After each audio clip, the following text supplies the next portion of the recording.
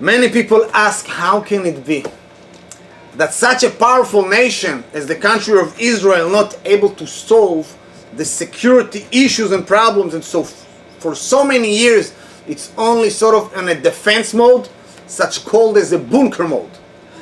It's not of our interest or concern to deal with politics, but only in the Holy Torah of Hashem, the eternal truth. Before we continue, we don't want Chas v'Chalila to hurt the feelings of any soldier who risked his life to protect many others on the aspect of the physical world.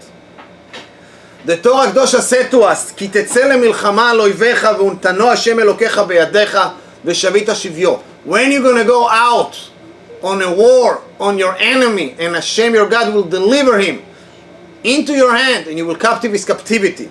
If we're going to look on the last letters of the words, כי תצא למלחמה על אויביך, יוד, א', ה', למד, and כ', we can create a word which is ohalecha, your tents, which refers to the tents of the Torah, the shuls, and the learning houses that we dwelling and learning Torah in. The one reason and cause whose look of lack of importance and the last reason of our victories actually is the first. There was a famous play that the scholars done in Europe, and they tried to show how a war looks in the eyes of the Torah. And they put on the stage sort of many Jews, religious, with beards, talit, tefillin, ready to come to a war. And as all the wars going before it, there was certain limitation for who can fight.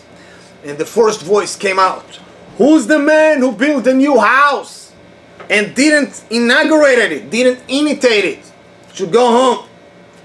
Many people left. Who's the man who planted the vineyard and didn't redeem it, should go home?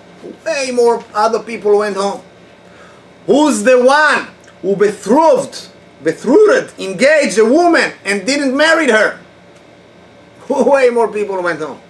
And the last one, a knockdown. מי האיש הירא ורך לבב וישוב לביתו? Who's the man who's faint-hearted and fearful should go home? Everybody ran away, except two that's left and stayed. Old rabbis with white beards, tefillin and talit on themselves. Some people say it's sort of referred to the Chafetz Chaim and the Sha'agat Aryeh, Zichronah Livracha. When the people of the city ran to the Gaon, Rabbi Chaim Brisk, and told him, what is this disgrace? How can you allow it to happen? He just smiled and said, it's 100% truth. But they forgot to continue to the last sequence of the play, that these two rabbis won the war against all the other enemies. If you're going to look on the word that we created before, ohalecha, your tent, and play with the letters again, we're going to create the word elokecha, your God.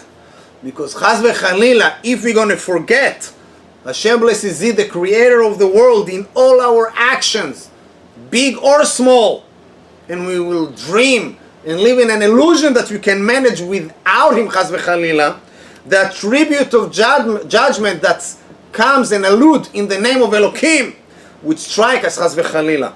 But if we're going to remember Hashem blesses He, our God, and diligent in learning Torah and apply it to our daily lives, the attribute of judgment we turn over to attribute of mercy, and nobody going to be able to stand against us. Have a beautiful and meaningful Shabbat, parashat ki tetz lemilchama. We're here in a war, ki tetz. When we were born already, came to this world, we're in a war on Yetzer Hara and on the enemies around us. Have a beautiful Shabbat. Connect to Hashem. Connect to yourself. Parashat ki tetz.